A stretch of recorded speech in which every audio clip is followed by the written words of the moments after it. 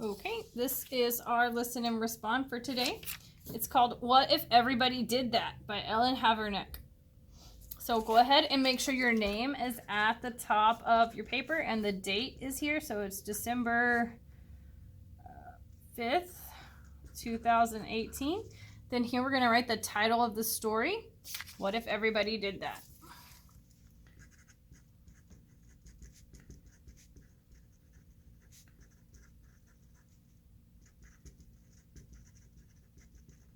Okay, make sure again that you have the right thing. It says red and yellow at the bottom because this is yellow group. So we're going to go ahead and start. Preview. Readers always collect clues before they get started reading. Look at the front and the back covers of this book before you start reading or listening to the story and fill in the chart below. What do you think the book is going to be about? And why do you think this? So let's look. I see a boy walking down the street. It looks like he's throwing some trash.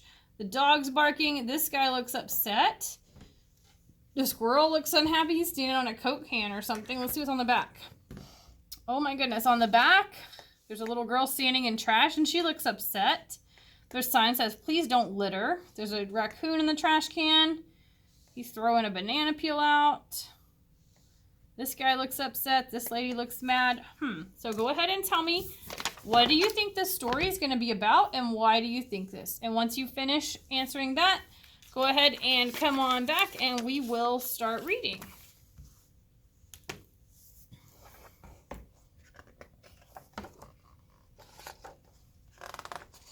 Maybe. All right. When we went to the zoo, I fed just a little of my popcorn to the bear. The zookeeper waved his broom and said, what if everybody did that? So the sign says, please do not feed the bears. He's throwing his popcorn in. What if all the people at the zoo threw their food into the bears? What would happen? I just wanted to see how fast the grocery cart would go. It went faster than I expected. When the manager stopped me, she said, what if everybody did that? Here's the picture of everybody doing it, running all around, acting crazy.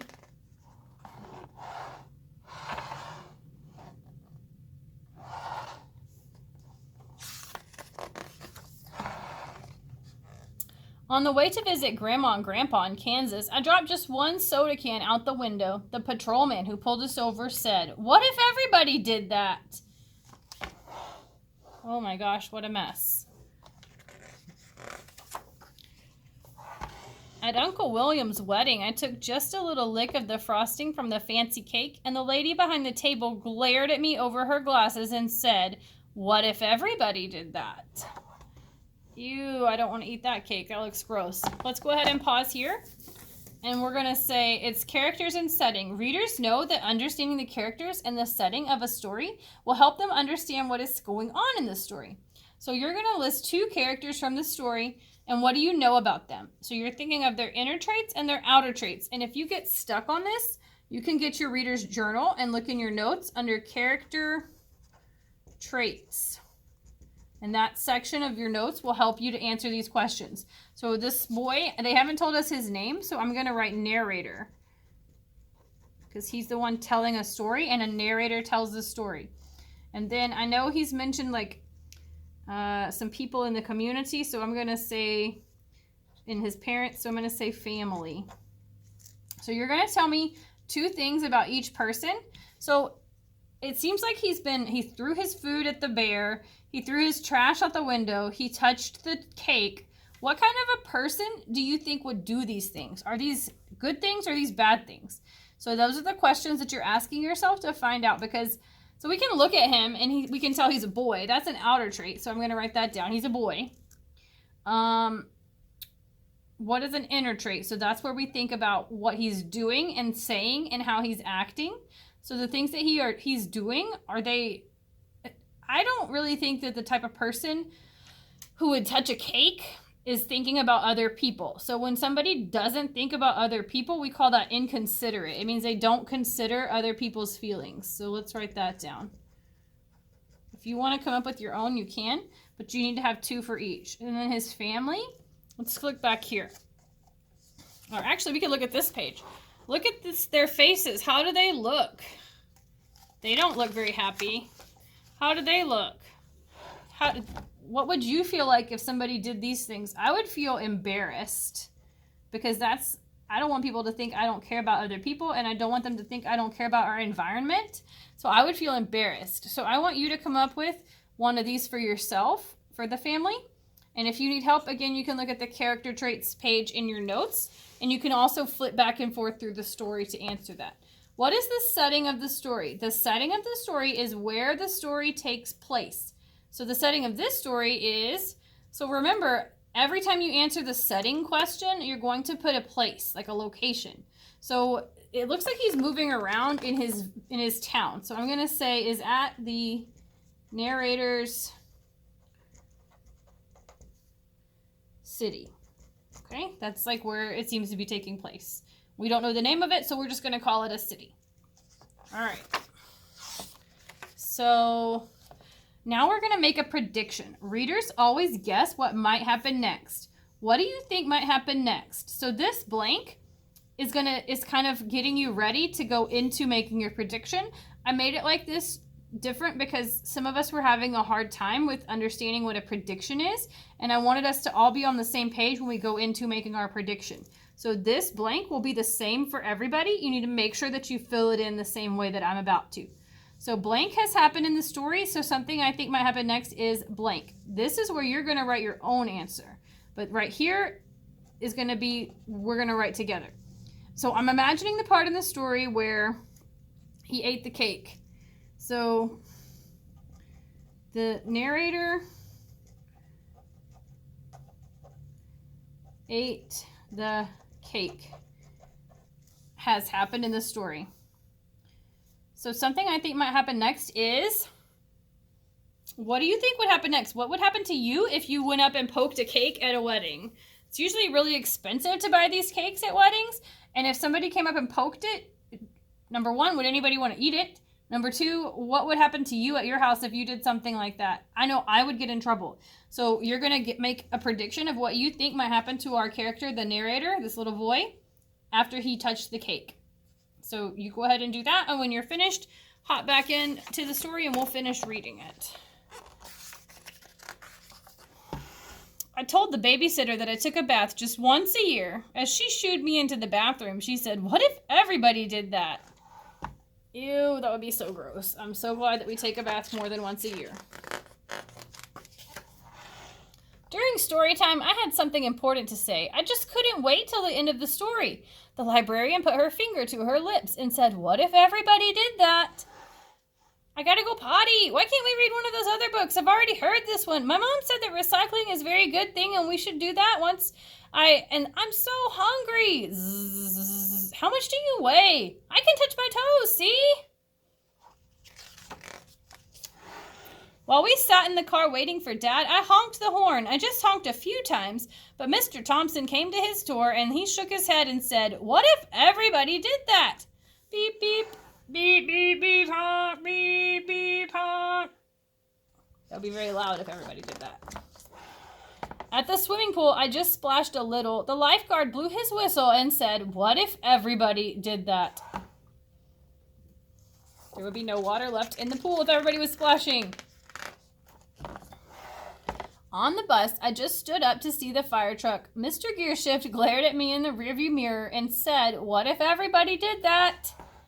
Oh no, the bus fell over. Sit down, sit down. Woof, woof.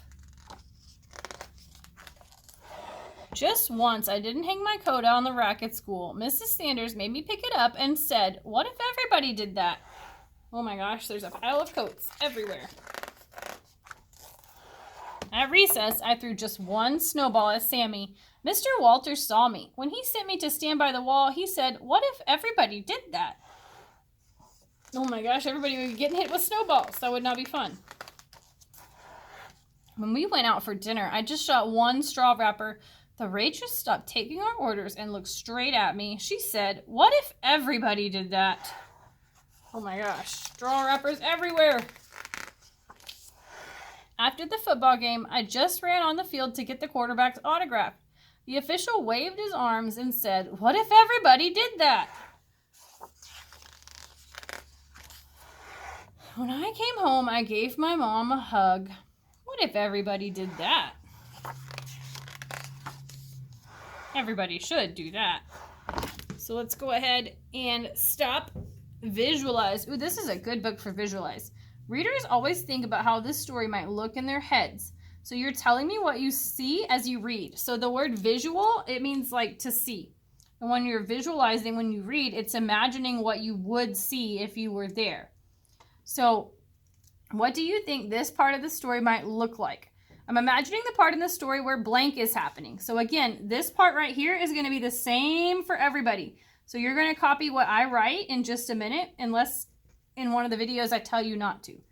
I'm imagining it looks like you're going to fill this part in with your own brain. 3 things to describe this are, you're going to fill these in with your own brain. So I'm imagining the part in this story where, so let's go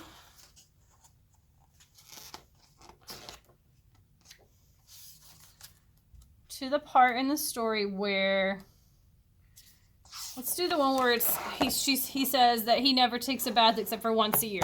What do you think that would look like? So I'm imagining the part in the story where no one bathes for 1 year.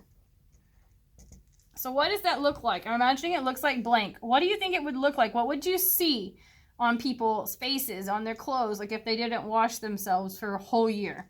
So 3 things to describe this are, you're telling me what you see in your brain. So I'm going to give you an example and you can write this down, but then I want you to come up with 2 more on your own.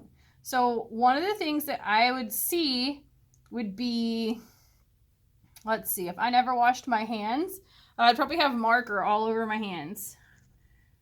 Marker all over my hands. Okay, so I'm using my own brain with what I know, because sometimes I accidentally write on my fingers, and if I don't wash my hands, then those would still be there, right? And so what do you think would happen to these people? They probably use pens too, so they would probably have the same problem. What else do you think you would see? You can use this picture to help you make a decision, but I want you to come up with 2 things that you think that we would see, and you're imagining one word to describe what it would look like.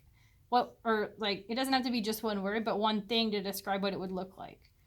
So then here you're going to summarize. Oh, also in here, the visualization page in your notes. If you look in your notes section of your journal, visualization, that will help you to answer these questions if you get stuck. Then we're going to move to summarize. Readers, think about the most important parts of a book.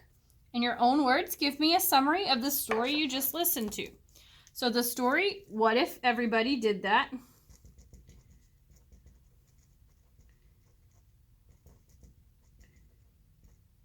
Make sure you capitalize the words, the letters, first letters of each word, because it's title. So this right here is the title of the story. It's in parentheses because it's telling me that this blank is going to be the title.